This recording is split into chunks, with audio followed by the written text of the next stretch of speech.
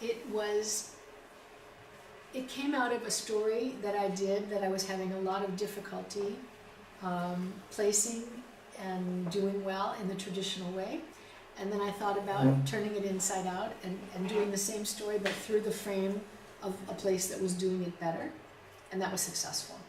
So then I think about taking that approach every time I do a story that my editor might say, oh, we don't want that, that's too depressing.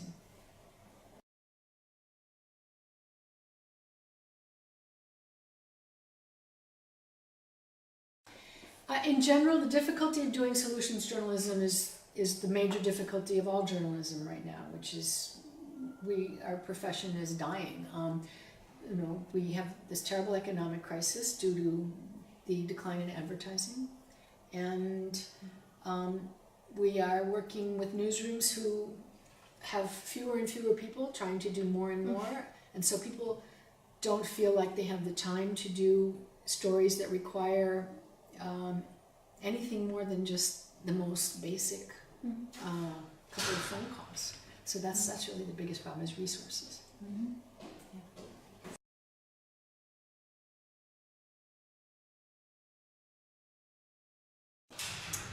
Well, one advantage of solutions journalism is that as advertising is dying, more and more news organizations are shifting to a subscription or membership model. And this is something that really attracts members. These kinds of stories are ones that inspire people to really engage with the news organization, which you don't necessarily care about if all you're after is clicks, but you do care about it if you're after membership or subscription. So that's one thing. A second, I think, wonderful aspect of solutions journalism is the effect it has on how we perceive ourselves as citizens. We have learned by reading constantly and listening and watching constantly that nothing works from the media. We have learned that to become helpless as citizens. Why would we ever want to try to do anything? Because it's not going to work. So if journalism can show that in fact there are people who are responding to problems and there are things that are working, it inspires people to get more active in civic life.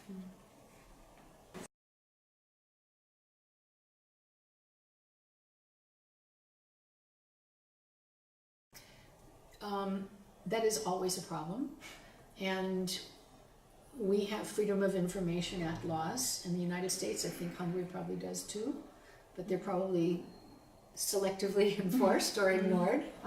Do you have them, by the way? Yeah. Okay. But and then everywhere this happens, where you have freedom of information laws and the government manages to get around them in some way. So I think that's a problem for all journalism, all kinds of journalism. In fact, solutions journalism is probably a little easier than others because you're not doing gotcha. You're not trying to, stick your microphone in someone's face and embarrass them. It's more serious journalism, and it very often is looking for what works. So people are a little bit more forthcoming.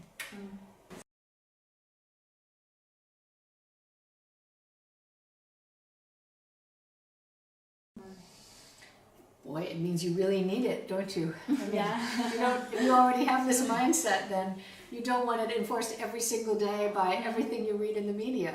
It's good to break that occasionally by showing people, hey, there is stuff going on that's working.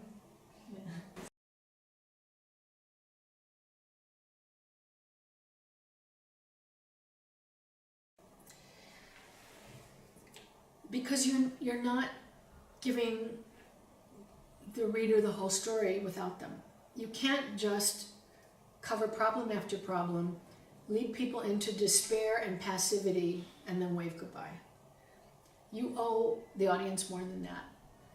And so this is a way of giving them that still fits into the limits of good journalistic practice and doesn't go beyond them. It's not advocacy. So readers really crave that. The main reason people stop engaging with news is that they're too depressed, and people do start to re-engage once they have a sense that there are responses out there.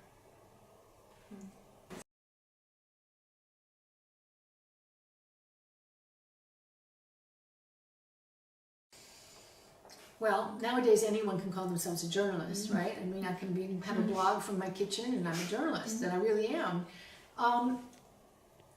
These are, yes, anyone can write a solution story, I think, on just about any beat, but it requires someone who has mastered the basics of journalism first. This is not beginner's journalism.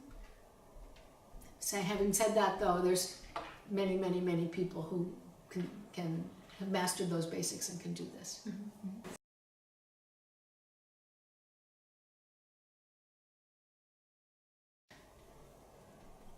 I would recommend that they talk to their editors, because in the end, your life is not your own as a journalist. You have to do what your editor tells you to do.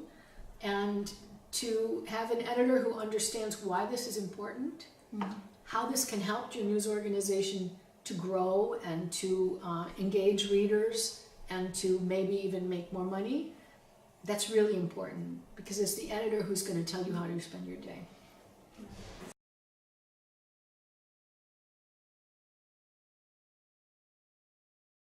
Well, it was pretty fantastic. And congratulations. It was 25 years ago now, but 23 years ago. My goodness.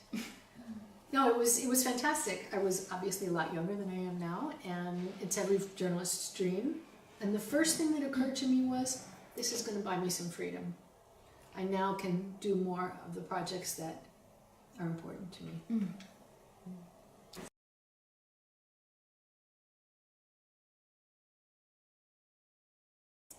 I don't know how to answer that question. I mean, there's so much great journalism that doesn't win the Pulitzer Prize that you can't say, oh, this is what the prize winners did that these guys didn't do. It's arbitrary in many cases, but just, I mean, you have to do great journalism, that's for sure. It doesn't guarantee you win, but it's certainly it's a prerequisite.